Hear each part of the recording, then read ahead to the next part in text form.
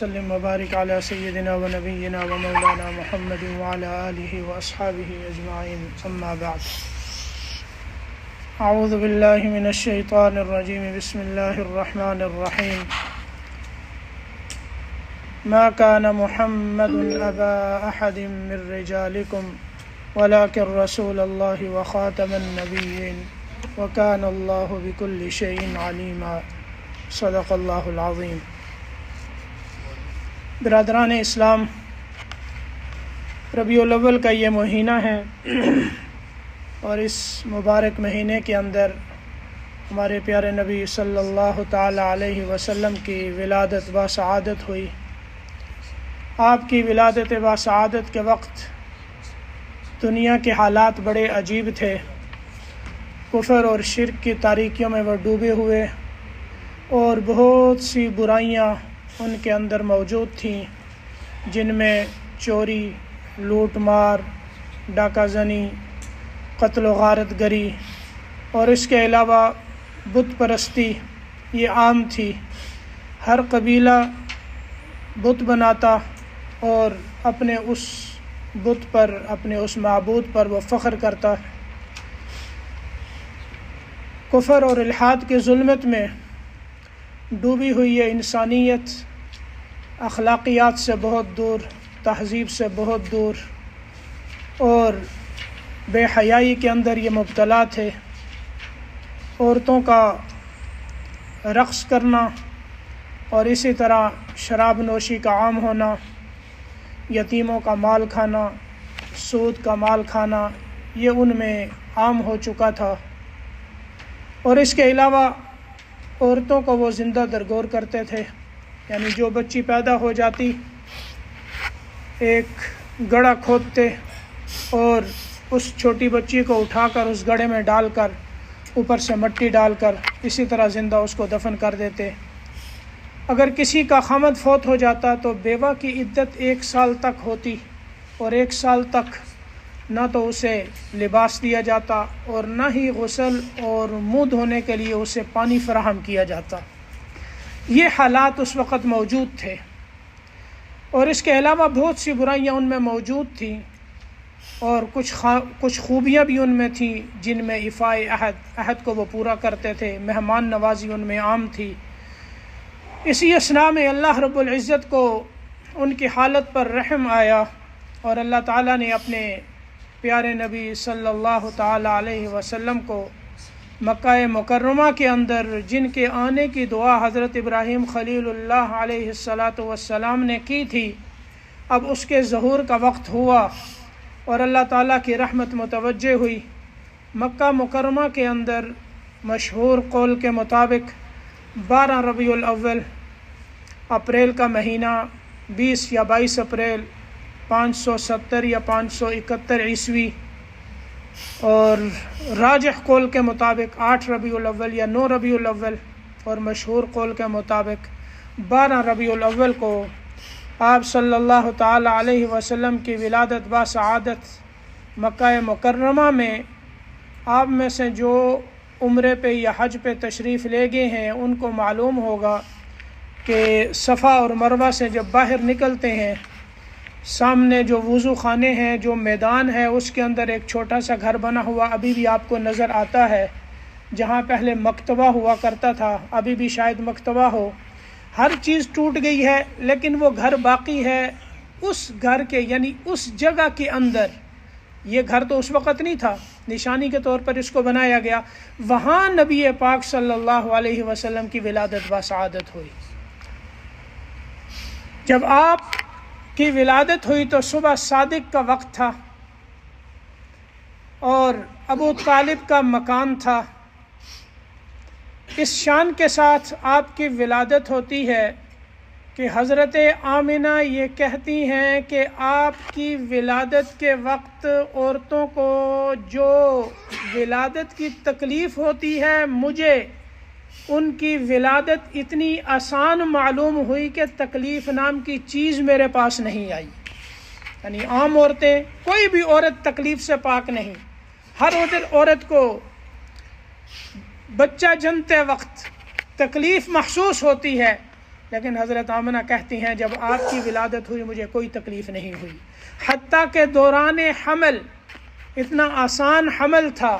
وہ یہ کہتی ہیں کہ جس طرح عام عورتوں کی طبیعت خراب ہوتی ہے میرے ساتھ اس طرح کا کوئی معاملہ نہیں ہوا، بلکہ جب آپ حمل میں تھے تو اس وقت بھی حضرت آمنہ سے نور نکلا کرتا تھا، اور جب آپ کی ولادت با سعادت ہوئی تو پورا گھر روشنی سے اور نور سے بھر گیا، اور ایک ایسا نور نکلا کہ جس کے اندر شام کے محلات نظر آئے۔ اور پھر آپ دیکھتے ہیں کہ جب بچہ پیدا ہوتا ہے، ہر بچہ دنیا میں آتا ہے تو اس کے ختنے بعد میں ہوتے ہیں، لیکن جب آپ پیدا ہوئے تو آپ مختون تھے، آپ کے ختنے ہو چکے تھے۔ اور اسی طرح جو بچہ آتا ہے اس کی ناف ساتھ ہوتی ہے، لیکن آپ کی شان یہ تھی کہ جب آپ تشریف لائے تو آپ ناف بریدہ تھے، ناف کٹی ہوئی تھی۔ اور اسی طرح بچہ جن آلائشوں کے ساتھ یا جس گندگی کے ساتھ ماں کے پیٹ سے باہر آتا ہے، آپ جب تشریف لائے تو آپ کے جسم پر کسی قسم کی کوئی آلائش اور کوئی گندگی نہ تھی۔ اس طرح جس طرح بالکل پاک اور صاف دھلا ہوا بچہ ہوتا ہے، اس طرح آپ دھلے دھلائے دنیا میں تشریف لائے۔ آمنہ کی گود میں ہیں، پورا گھر جو ہے وہ دھند سے بھر جاتا ہے، اتنے میں آپ کو محسوس ہوتا ہے میری گود خالی ہے۔ کچھ دیر کے بعد پھر گود میں محسوس ہوتا ہے کہ بچہ موجود ہے، وہاں آواز سنتی ہیں، کہنے والا دوسرے سے پوچھتا ہے کہ ان کو کہاں لے گئے تھے، دوسرا جواب دیتا ہے کہ مشرق اور مغرب کی انہیں سیر کروا کے لایا ہوں۔ یہ دو فرشتے آتے ہیں، ولادت کے بعد ہی آپ کو مشرق اور مغرب گھما کر لے آتے ہیں۔ اس میں اشارہ تھا کہ پوری کائنات کے لیے آپ اللہ کے نبی ہیں، مشرق اور مغرب سارے کے سارے جو ہے وہ آپ کے قدموں میں آ کر گریں گے۔ اسی طرح دیکھا جاتا ہے کہ آسمان کے ستارے زمین کے قریب آ جاتے ہیں۔ اس میں اشارہ ہوتا ہے کہ کفر اور شرک کی جو تاریکیاں اور غیر اخلاقی جو تاریکیاں، کفر اور الحاد اور ظلمت کی جو تاریکیاں اس دنیا پر پھیل چکی ہیں، اب عن قریب یہ ساری تاریکیاں ختم ہوں گی، اور یہ ساری کائنات جو ہے نوران اسلام اور شریعت اور آپ کے نور سے یہ منور ہوگی۔ اس میں اس طرف اشارہ کیا، ادھر کسریٰ کے ایوان میں زلزلہ آیا، اس کے 14 برج گر گئے۔ وہ پریشان ہوا کہ کیا وجہ ہے کہ زلزلہ آیا ہے اور 14 برج گرے ہیں، اس کی کیا وجہ ہو سکتی ہے؟ ادھر دوسری طرف سے یہ خبر ملتی ہے کہ فارس کا آتش کدہ، یعنی وہ جو مجوسیوں کی عبادت گاہ تھی، جس آگ کی وہ پوجا کرتے تھے، 1000 سال سے وہ روشن چلی آ رہی تھی، کبھی اس کو بجھنے نہیں دیا، ایک دم وہ بجھ جاتی ہے۔ بحیرہ طبریہ کے بارے میں خبر ملتی ہے کہ وہ سارا کا سارا خشک ہو گیا ہے۔ یہ سارے حالات، یہ عجائبات آپ کی ولادت با سعادت کے ساتھ جب ظہور پذیر ہوتے ہیں تو کسریٰ کی پریشانی میں اضافہ ہوتا ہے۔ وہ بلانے والوں کو بلاتا ہے اور پوچھتا ہے اس کی تعبیر کیا ہے، اسے بتایا جاتا ہے کہ 14 برج جو گرے ہیں تیرے ایوان کے، اس میں اشارہ ہے اس طرف کہ اب تیری سلطنت کے زوال کا وقت آ چکا ہے، صرف 14 آدمی تیرے حکومت کر سکیں گے۔ 4 سال کے اندر 10 آدمی اس کی حکومت کر چکے تھے، اور حضرت عثمان غنی رضی اللہ تعالی عنہ کے دور میں اس کی حکومت کا خاتمہ ہوا۔ اس میں اشارہ تھا کہ تیری حکومت کو زوال ہے، اب جو آیا ہے اس کی حکومت قائم ہوگی، وہی حکمران بنے گا، اسی کی نبوت اور رسالت پوری دنیا میں چلے گی۔ یہ ساری کی ساری جو ہے نا احوال، یہ سارے کے سارے احوال اور یہ سارے عجائبات آپ کی ولادت با سعادت کے ساتھ اس طرح ظہور پذیر ہوئے کہ اس میں ہر باطل رسم کے مٹنے کی طرف اشارہ تھا کہ اس طرح اب باطل مٹے گا، کیونکہ برائیاں عام تھیں، وہ پہلے سے موجود تھیں، بت پرستی عام تھی، ہر چیز کا خاتمہ ہونا تھا، تو ولادت کے ساتھ ہی اللہ تعالیٰ نے یہ سب کچھ ظاہر فرما دیا۔ اور پھر جب آپ کے 6 اور 7ویں دن میں پہنچے تو عبد المطلب نے آپ کا عقیقہ کیا، اور پھر آپ کا نام نامی اس میں گرامی محمد صلی اللہ علیہ وسلم تجویز کیا۔ اور یہ نام وہ تھا کہ عرب کے اندر کسی نے اس نام کو نہیں رکھا، اللہ نے کسی کے ذہن میں یہ نام ڈالا ہی نہیں کہ قرب و جوار میں اس طرح کا نام کسی نے اپنے بچے کا رکھا ہو، کیونکہ اللہ نے اپنے نبی کو بھیجنا تھا اور یہ نام ان کے ساتھ خاص تھا۔ اور حضرت آمنہ جب حاملہ تھیں انہیں خواب آتے تھے اور انہیں یہ بتایا جاتا تھا کہ تم جس بچے سے حاملہ ہوئی ہو یہ ساری امتوں کا سردار ہے، جب یہ پیدا ہوں تو ان کا نام محمد رکھنا، اور بعض روایات میں ہے کہ ان کا نام احمد رکھنا۔ اور احمد نام کی بشارت حضرت عیسیٰ علیہ السلام نے دی، وَمُبَشِّرًا بِرَسُولٍ يَأْتِي مِن بَعْدِ اسْمُهُ احمد، ایک رسول آئے گا جس کا نام احمد ہوگا، تو یہ بشارت انہوں نے دی، اور محمد آپ کا نام تجویز ہوا۔ محمد جب نام رکھا تو عرب حیران ہوئے، انہوں نے پوچھا عبد المطلب سے کہ آپ نے بڑا عجیب نام تجویز کیا ہے، یہ نام آپ نے کیسے رکھا؟ عبد المطلب نے جواب دیا، میں یہ چاہتا ہوں کہ میرے بچے کی آسمانوں میں اللہ تعریف کرے اور زمین میں اللہ کی مخلوق اس بچے کی تعریف کرے، کیونکہ محمد کا معنی یہ ہے کہ جس کی تعریف کی جائے اور بہت زیادہ تعریف کی جائے۔ احمد کہتے ہیں جو خود اللہ کی تعریف کرنے والا ہو۔ آپ نے اللہ کی تعریف کی، جب سے آپ کی روح مبارک پیدا ہوئی آپ اللہ کی تعریف کرتے رہے، آپ کا نام نامی اسم گرامی احمد ہوا۔ اب جب دنیا کی دھرتی پر آپ تشریف لائے تو آپ کا نام پھر محمد بھی رکھا گیا، کہ جس طرح آپ نے اللہ کی بہت تعریف کی ہے اب اللہ آپ کی تعریف کریں گے، تو یہ نام تجویز ہوا۔ پھر ظاہر ہے بچہ جب پیدا ہوتا ہے تو وہ دودھ بھی پیتا ہے، تو 3-4 دن آپ نے اپنی والدہ ماجدہ کا دودھ پیا۔ پھر ابو لہب کی لونڈی تھیں، ثوبیہ نام تھا ان کا، انہوں نے دودھ پلایا، اور جب آپ کی ولادت ہوئی ثوبیہ ابو لہب کے پاس گئی اور جا کر یہ خوشخبری سنائی کہ تمہارا بھتیجا ہوا ہے، تو ابو لہب نے انگلی کے اشارے سے اس خوشی میں آزاد کر دیا۔ لیکن ابو لہب پھر بعد میں وہ نکلا کہ جس نے اسی پیارے بھتیجے کو بہت زیادہ تکالیف دیں، اور آگے جب آپ اللہ کے نام کی طرف بلاتے تھے، کلمے کی طرف بلاتے تھے، تو پیچھے سے ابو لہب یہ آواز دیتا تھا کہ اس کی بات نہ سننا، اس کی بات نہ ماننا، یہ بے دین ہو چکا ہے، اپنے دین سے ہٹ چکا ہے۔ اور اسی طرح اس کی بیوی یہ جو ہے آپ کے راستے میں جو کانٹے بچھایا کرتی تھی، اور قرآن نے پوری سورت لہب جو ہے انہی کے بارے میں اتاری۔ تو اس نے اپنی لونڈی ثوبیہ کو آزاد کیا، اور ثوبیہ نے حضرت حمزہ کو بھی دودھ پلایا جو سید الشہداء میدان احد میں شہید ہوئے، جن کو سید الشہداء کا لقب ملا، جن کے جسم کے ٹکڑوں کو کاٹا گیا، ہند نے ہار بنا کر کلیجے کو چبایا اور اپنے گلے میں ڈالا۔ اور پھر جب آپ نے دیکھا تو آپ کی آنکھیں بھی بھر آئیں اپنے چچا کی اس حالت کو دیکھ کر۔ وہ بڑے عظیم چچا تھے اور آپ کو ان سے بڑا ہی پیار تھا، عمر میں کچھ ہی بڑے تھے اور تقریباً ہم عمر کے حساب سے تھے۔ اور پھر حضرت حمزہ شکار کے عادی تھے، یہ شکار کرنے جاتے تھے۔ ایک مرتبہ یہ حالت پیش آئی کہ ابو جہل نے آپ صلی اللہ علیہ وسلم کو بہت تکلیف پہنچائی، بڑی ایذا پہنچائی، اور جب حضرت حمزہ واپس آئے تو ان کو بتایا گیا کہ آج تمہارے بھتیجے کو ابو جہل نے بہت تکلیف پہنچائی ہے۔ تو حضرت حمزہ شکار کے لیے نکل جاتے تھے اور ہاتھ میں جو بندوق تھی وہ لے کے آئے، ابو جہل کے سر پر مار کر اس کے سر کو زخمی کیا، اور یہ فرمایا کیا تو یہ سمجھتا ہے کہ محمد اکیلے ہیں؟ میں بھی محمد کے ساتھ ہوں۔ اللہ نے سینہ کھولا، در پہ حاضر ہوئے، کلمہ پڑھا، مسلمان ہو گئے۔ تو حضرت حمزہ پھر سید الشہداء بنے۔ تو حضرت حمزہ کو ثوبیہ نے دودھ پلایا، اور اس کے بعد بنی سعد کی عورتیں طائف کے آگے چلے جائیں تو طائف ہی کا علاقہ ہے بنی سعد، اللہ لے گی ہمیں وہاں، وہ جگہ بھی ہم نے دیکھی، اور جو اس وقت آثار اور نشان موجود ہیں، حقیقت حال تو اللہ جانتے ہیں، لیکن آثار وہاں موجود ہیں، وہ جگہ دیکھ کے آئے۔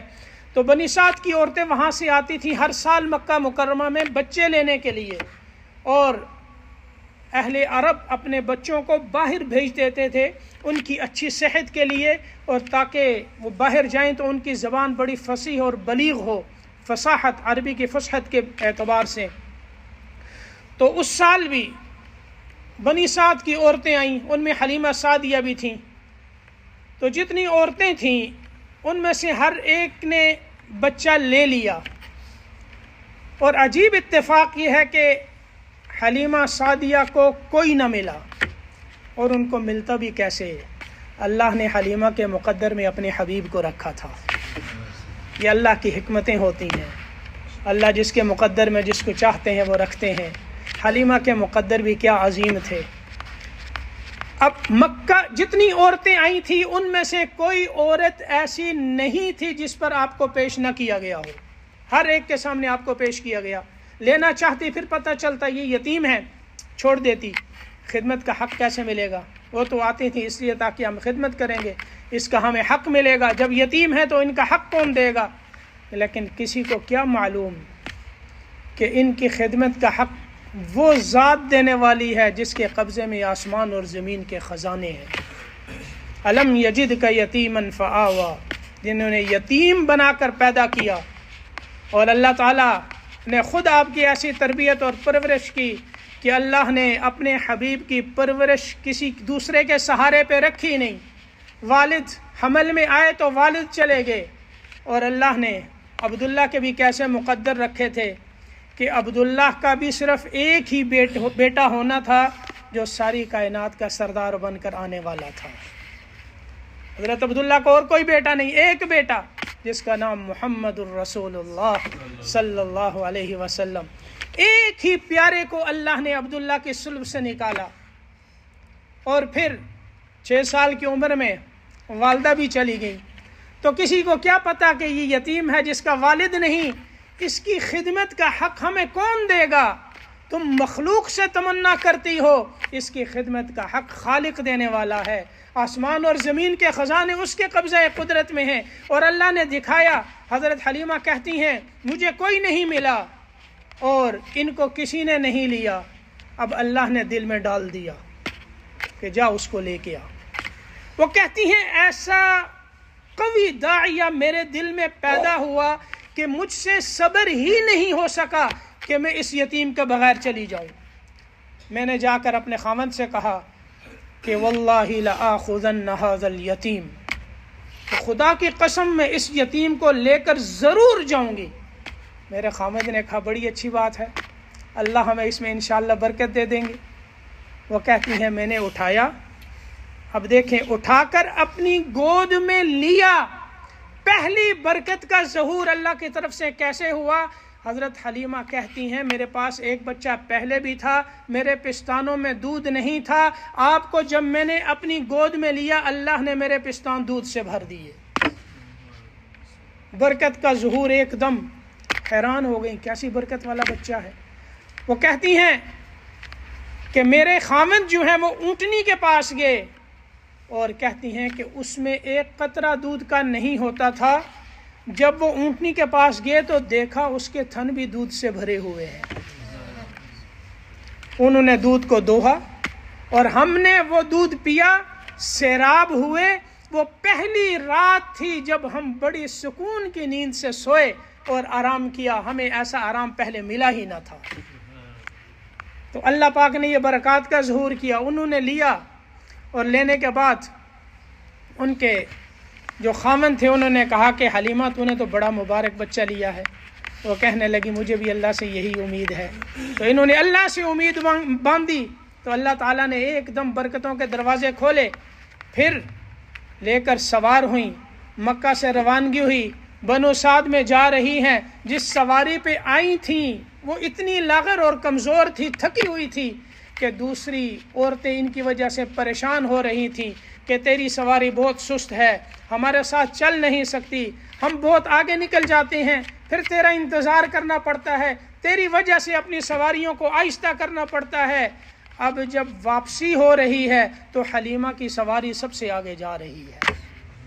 باقی سب پیچھے سے حیرانگی کے ساتھ دیکھ رہی ہیں. حلیمہ کیا یہ وہی سواری ہے جس پہ آئی تھی؟ حلیمہ کہتی ہیں سواری تو وہی ہے لیکن سوار کوئی اور ہے. پہلے حلیمہ آئی تھی، اب کوئی اور سوار ہو کے جا رہا ہے. اللہ نے برکات دکھائیں، وہاں پہنچی. آپ جانتے ہیں، سنتے آئے ہیں کہ اللہ نے کیسی برکات کے دروازے کھولے.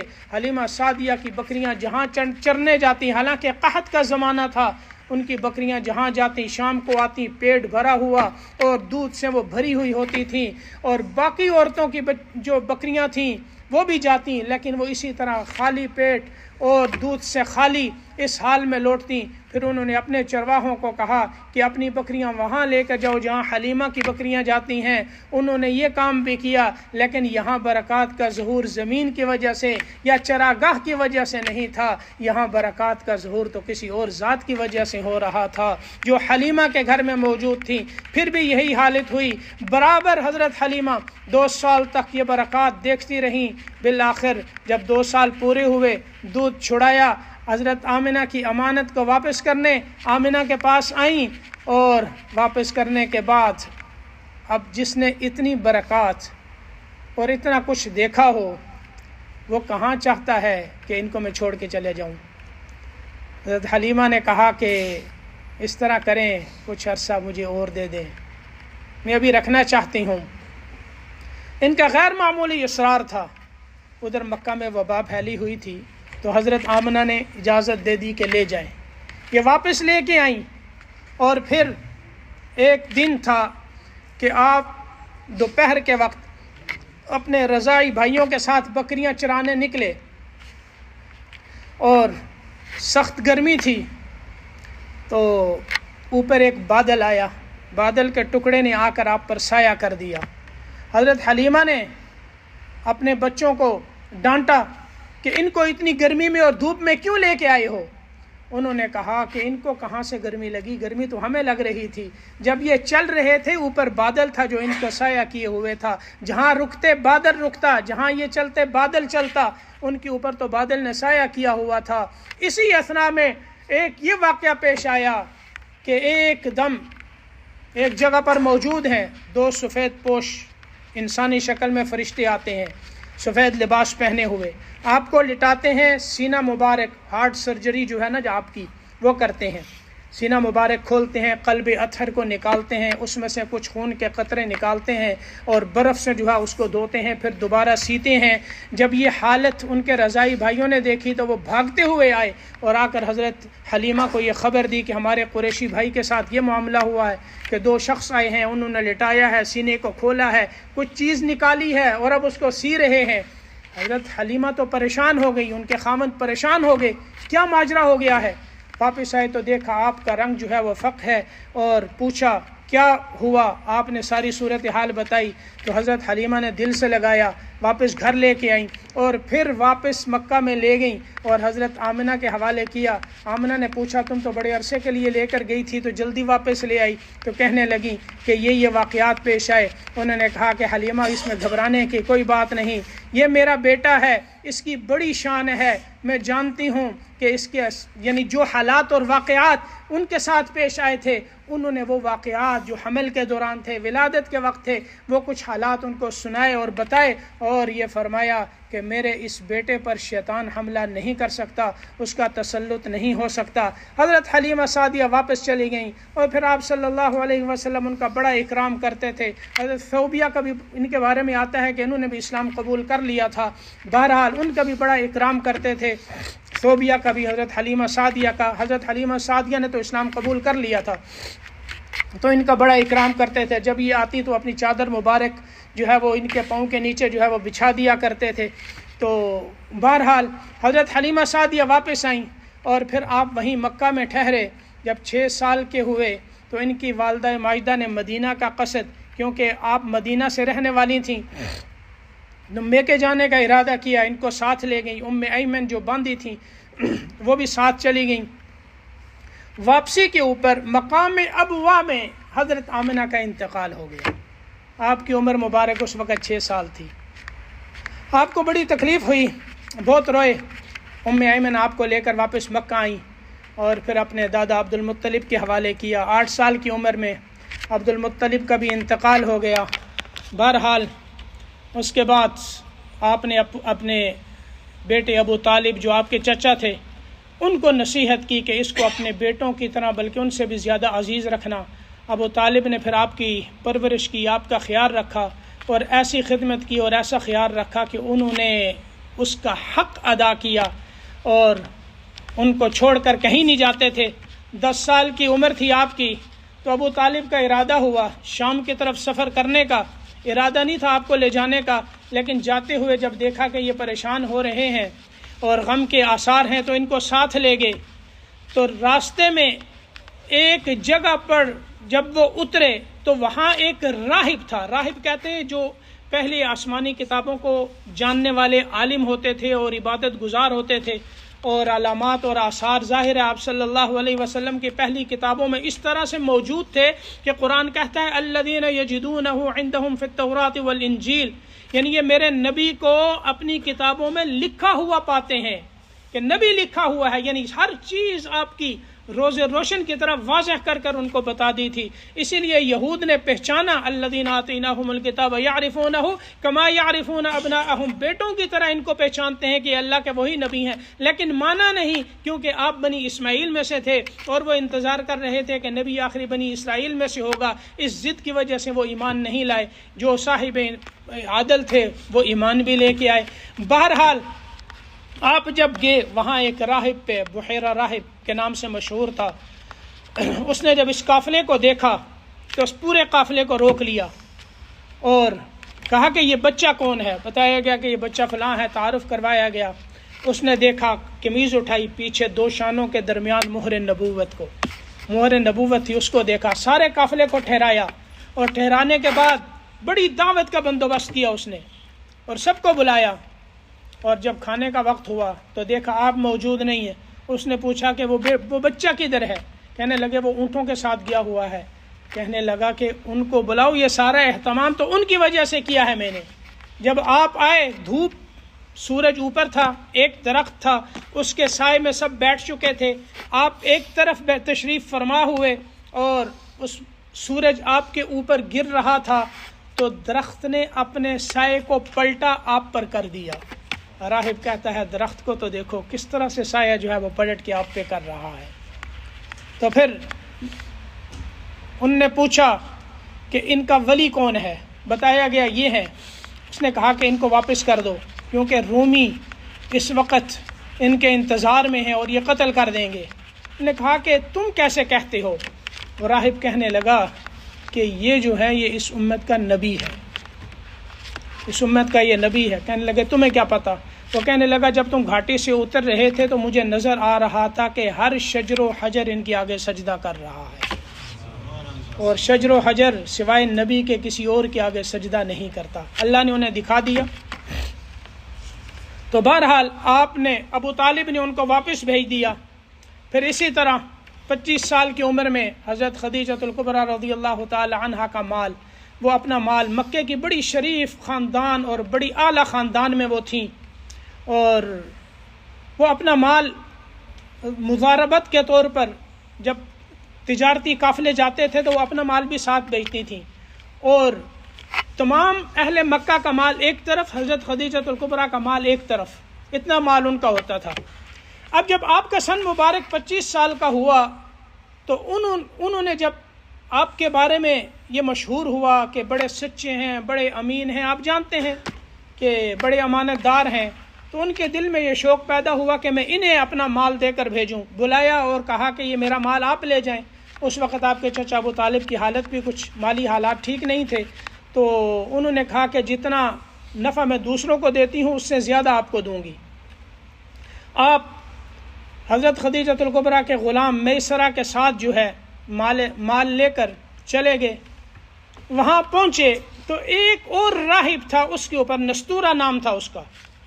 آپ ایک درخت تھا وہاں شام میں یا بصرہ میں، وہاں اترے اور اس درخت کے نیچے آپ تشریف فرما ہوئے تو وہ راہب فوراً آ گیا. اس نے آپ کو دیکھا تو دیکھ کر پہچان گیا. آنکھوں میں کچھ سرخی تھی. اس نے میسرہ سے پوچھا ان کی آنکھوں میں سرخی کیسی ہے؟ وہ کہنے لگے کہ یہ سرخی ہمیشہ ان کے ساتھ رہتی ہے. کہنے لگا ہاں پھر یہ وہی نبی ہے جس کی ہم نے خبر اپنی کتابوں میں پڑھی ہے. اور کہنے لگا کہ یہ درخت، اس درخت کے نیچے سوائے نبی کے کوئی نہیں بیٹھتا. عیسیٰ ابن مریم بیٹھے تھے اور اس کے بعد یہ بیٹھے ہیں، تو جو بھی نبی ہوتا ہے وہ اس درخت کے نیچے بیٹھتا ہے. بہرحال آپ نے وہاں تجارت کی اور اثناء تجارت کے اندر کچھ جھگڑا ہوا کسی سے، تو اس نے کہا کہ لات عزا کی قسم کھاؤ. آپ نے فرمایا کہ میں لات عزا کی قسم نہیں کھاتا، بلکہ جب میرا گزر ہوتا ہے تو میں ان کو ایسے ہی چھوڑ کے گزر جاتا ہوں. کہنے لگا بات تو واقعی آپ کی ماننے والی ہے. تو اللہ نے آپ کو بڑا نفع دیا. واپس آئے اور حضرت خدیجہ الکبریٰ کو مال دیا واپس، جو منافع تھا انہوں نے جتنا طے کیا تھا اس سے زیادہ دیا۔ پھر میسرہ نے سفر کے حالات بتائے، یہ حالات پیش آئے، پھر فرشتوں کا اوپر آنا اور سایہ کرنا، بادلوں کا سایہ کرنا، تجارت کے احوال، سارے احوال پوچھے اور بتائے۔ تو حضرت خدیجہ الکبریٰ اپنے چچا زاد بھائی ورقہ بن نوفل کے پاس گئیں، وہ بڑے عالم تھے اس وقت، جا کر یہ حالات بتائے تو انہوں نے کہا کہ خدیجہ اگر تم نے یہ حالات جو حالات تم نے بتائے ہیں واقعی یہ حالات اسی طرح ہیں تو پھر سمجھ لو یہ اس امت کا نبی ہے، کیونکہ ان کا وقت بالکل قریب ہے، وہ آنے والے ہیں۔ تو حضرت خدیجہ الکبریٰ نے جب یہ سنا تو تقریباً 2 ماہ 25 دن کے بعد آپ نے خود اپنا پیغام نکاح آپ کی طرف بھیجا۔ اس سے پہلے عرب کے بڑے بڑے سرداروں نے حضرت خدیجہ الکبریٰ کے نام پیغام بھیجا تھا نکاح کا، آپ نے کسی کا قبول نہیں کیا، لیکن یہ پیغام آپ نے خود بھیجا، آپ نے اپنے چچا ابو طالب کے مشورے سے اس کو قبول کیا۔ پھر بہرحال مجلس ہوئی، پھر نکاح ہوا، اور حضرت خدیجہ الکبریٰ رضی اللہ تعالی عنہا ام المؤمنین بنی، آپ کے نکاح میں آئیں، پھر آپ کے نکاح میں رہیں۔ 35 سال کی عمر میں بنائے کعبہ ہوا، آپ اس میں خود شریک ہوئے، پتھر لاتے تھے، پھر حجر اسود کو اس کی جگہ پر آپ نے اپنے دست مبارک سے رکھا۔ پھر 40 سال کی عمر میں جب آپ کو اللہ نے مبعوث فرمایا اور پھر سارے جہاں کی طرف آپ نبوت اور رسالت کا تاج پہن کر تشریف لائے، تو غار کے اندر فرشتہ آ کر آپ کو کہتا ہے کہ پڑھیے، آپ فرماتے ہیں ما انا بقارئ، میں پڑھا ہوا نہیں ہوں، کیا پڑھوں؟ یا کوئی لکھی ہوئی چیز دے رہے تھے تو ظاہر ہے آپ نے تو کسی سے پڑھا نہیں، آپ نے فرمایا میں پڑھا ہوا نہیں یا میں پڑھ سکتا نہیں۔ بہرحال فرشتے نے دبایا، پھر کہا، آپ نے فرمایا میں پڑھا ہوا نہیں، 3 دفعہ دبایا اور شدت سے دبایا۔ بہرحال یہ وحی اتری، اقرأ بسم ربک الذی خلق خلق الانسان من علق اقرأ وربک الاکرم الذی علم بالقلم علم الانسان ما لم یعلم۔ یہ سب سے پہلی وحی جو اللہ نے اتاری، یہ وحی ایک بوجھ تھا، کچھ آسان چیز نہ تھی۔ انا سنلقی علیک قولا ثقیلا، قرآن کہتا ہے یہ بڑا بوجھل کلام ہم آپ پر اتارنا چاہتے ہیں۔ اور جب آپ سواری پر ہوتے وہی اترتی، سواری اس کے بوجھ سے بیٹھ جاتی۔ حضرت زید فرماتے ہیں کہ ایک مرتبہ آپ کی ران مبارک میری ران پر تھی، اسی اثناء میں وحی کا نزول ہوا، میری ران کے اوپر اتنا بوجھ پڑا کہ میں یہ سمجھ رہا تھا کہ یہ ابھی ٹوٹ کر ریزہ ریزہ ہو جائے گی، تو بوجھ تھا۔ آپ گھر میں تشریف لائے، آپ نے فرمایا زملونی زملونی، وہی کا بوجھ تھا کہ مجھے ڈھانپو مجھے ڈھانپو۔ حضرت خدیجہ نے کمبل دیا، اور پھر اسی طرح انہوں نے کہا کہ مجھے اپنی جان کا خطرہ ہے، یعنی ایسا بوجھل کلام ہے، اگر یہ وہی اسی طرح اترتی رہی تو میں تو زندہ نہیں رہ سکتا۔ تو آپ حضرت خدیجہ نے تسلی دی، پھر ورقہ بن نوفل کے پاس لے گئیں، یہ حالات بتائے۔ انہوں نے کہا کہ یہ وہی ناموس، وہی فرشتہ ہے جو موسیٰ علیہ السلام پر آیا کرتا تھا، اور کاش کہ میں اس وقت زندہ ہوتا جب آپ کی قوم آپ کو اپنے ملک سے نکالے گی۔ تو آپ نے فرمایا کہ میری قوم مجھے نکالے گی؟ تو انہوں نے کہا کہ ہاں، ہر نبی کے ساتھ اسی طرح کا معاملہ ہوا ہے، اگر میں اس وقت زندہ رہا تو میں آپ کی بہت قوت کے ساتھ مدد کروں گا۔ بہرحال ورقہ بن نوفل کا انتقال ہو گیا، تو اللہ پاک نے آپ کو نبوت اور رسالت کا تاج پہنا کر اللہ نے اعلان کیا کہ ابراہیم خلیل اللہ نے جو دعا مانگی تھی، ربنا وابعث فیہم رسولا منہم یتلو علیہم آیاتک ویعلمہم الکتاب والحکمہ ویزکیہم انک انت العزیز الحکیم۔ یہ 4 مقاصد والی دعا حضرت ابراہیم خلیل اللہ نے مانگی تھی، اللہ نے قبول کیا، اور اللہ نے فرمایا لقد من اللہ علی المؤمنین اذ بعث فیہم رسولا، یقیناً اللہ نے بڑا احسان کیا ہے مومنین پر کہ اللہ نے انہی میں سے ایک عظیم الشان رسول مبعوث فرمائے ہیں۔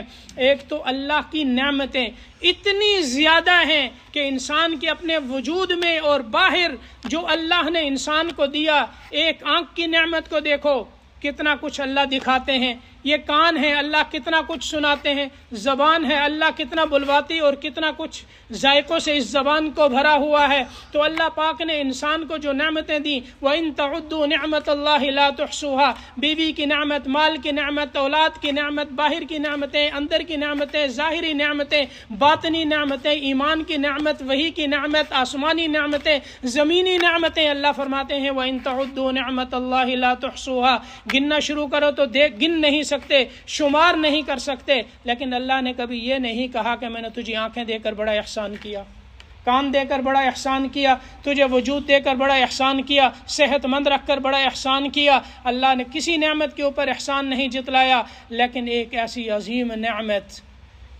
عظیم نعمت جو نبی پاک صلی اللہ علیہ وسلم کی صورت میں اللہ نے دی، اور آپ نے خود فرمایا انا رحمت مہدات، میں ایک ایسی رحمت ہوں جو بطور ہدیہ اللہ کی طرف سے تمہارے پاس آئی ہوں۔ تو اللہ نے فرمایا لقد من اللہ علی المؤمنین، یہ نبی دے کر ایمان والوں میں نے تم پر احسان کیا ہے۔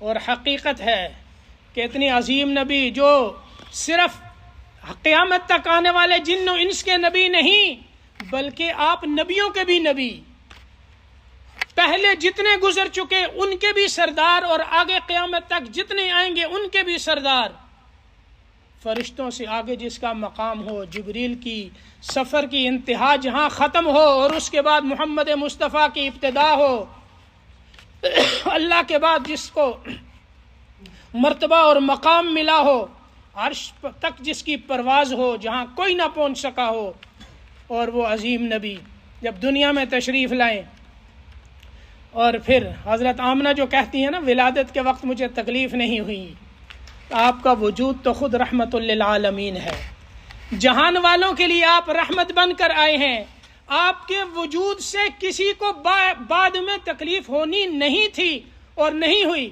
آپ کسی کے لیے باعث زحمت نہیں بنے، باعث تکلیف نہیں بنے، تو آپ کے وجود سے آپ کی والدہ کو کیسے تکلیف ہو سکتی تھی؟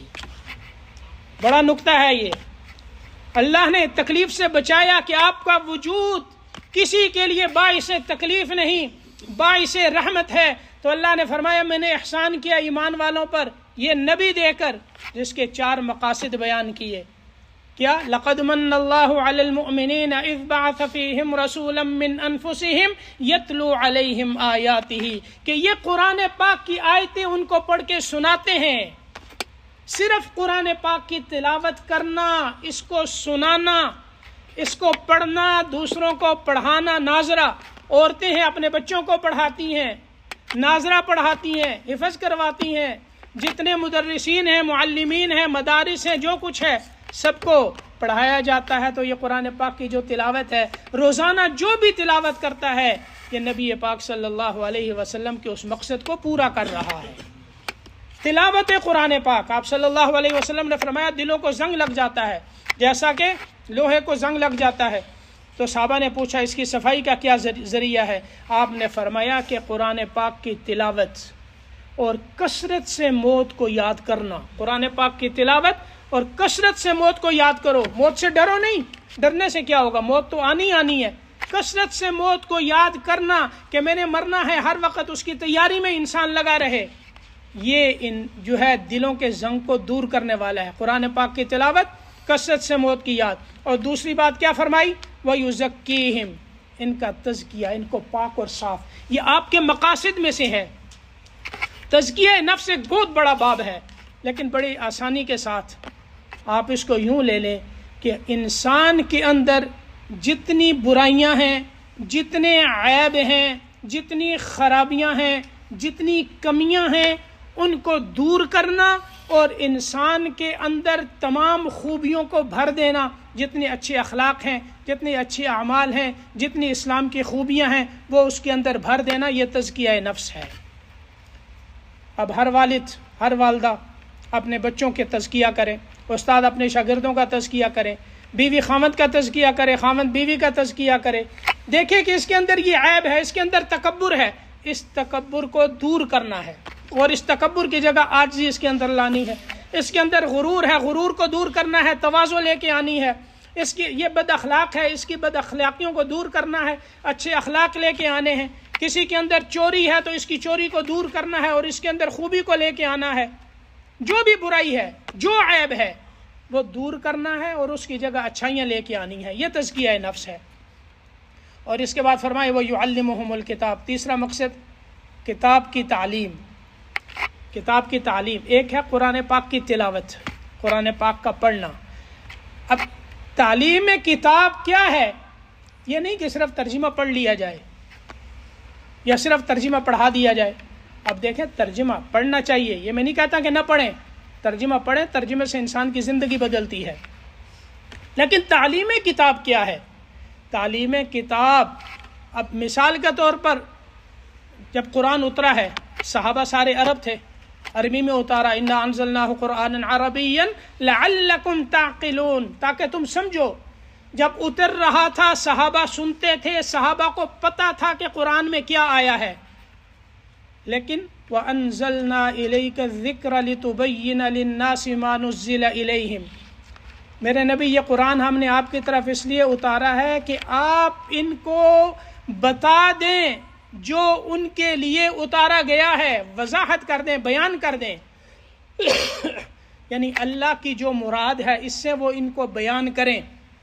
ایک ہے تلاوت قرآن، ایک ہے بیان قرآن. بیان قرآن یہ تعلیم الکتاب ہے. وہ کیا ہے؟ احادیث مبارکہ ہے.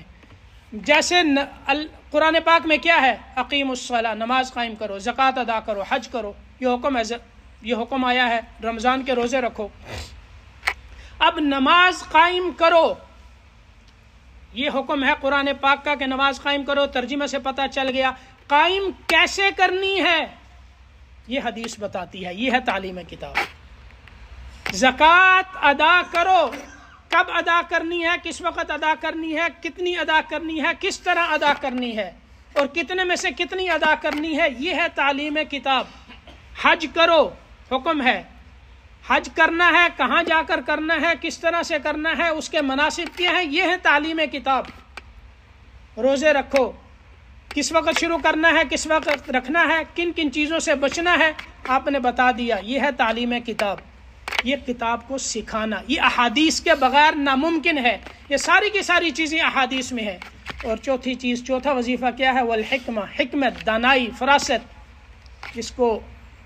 اس کی یؤتی الحکمت من یشاء ومن یؤت الحکمت فقد اوتی خیرا کثیرا، وہاں میں بیان کر چکا ہوں تیسرے سپارے کے اندر ترجمہ اور تفسیر میں. تو یہاں آسانی کے ساتھ دانائی کیا ہے؟ یہ ہے کہ انسان، جس پر تمام مفسرین کا اتفاق ہے کہ حلال کو حلال سمجھو، حرام کو حرام سمجھو. ایک شخص کے پاس بہت سی ڈگریاں ہوں، اس کو حلال اور حرام کی تمیز نہیں، وہ دانا نہیں، اس کے پاس حکمت نہیں، اس کے پاس فراست نہیں. ہاں، حلال اور حرام میں تمیز کہ یہ حلال ہے، یہ حرام ہے. بچوں کو پتہ ہو کہ ہمارے سامنے جو چیز آ رہی ہے یہ حلال ہے اور یہ حرام ہے، اس سے بچیں. حلال اور حرام، حلال کو حلال سمجھو، حرام کو حرام سمجھو. یہ ہے حکمت. اور یہ چار مقاصد آپ کی بعثت کے ہیں. یہ مقاصد آپ نے صحابہ کو سکھائے، صحابہ نے عمل کیا اور آگے سکھائے، اور تابعین، تبع تابعین، حتیٰ کہ ہم تک اور قیامت تک یہ چار مقاصد آپ کے چلتے رہیں گے. جو قرآن پاک کی تلاوت کرے گا وہ نبوت کے مقصد کو پورا کر رہا ہے. جو تزکیہ کرے گا نبوت کے مقصد کو پورا کر رہا ہے. جو کتاب اور حکمت کی تعلیم دے گا یہ نبوت کے مقصد کو پورا کر رہا ہے.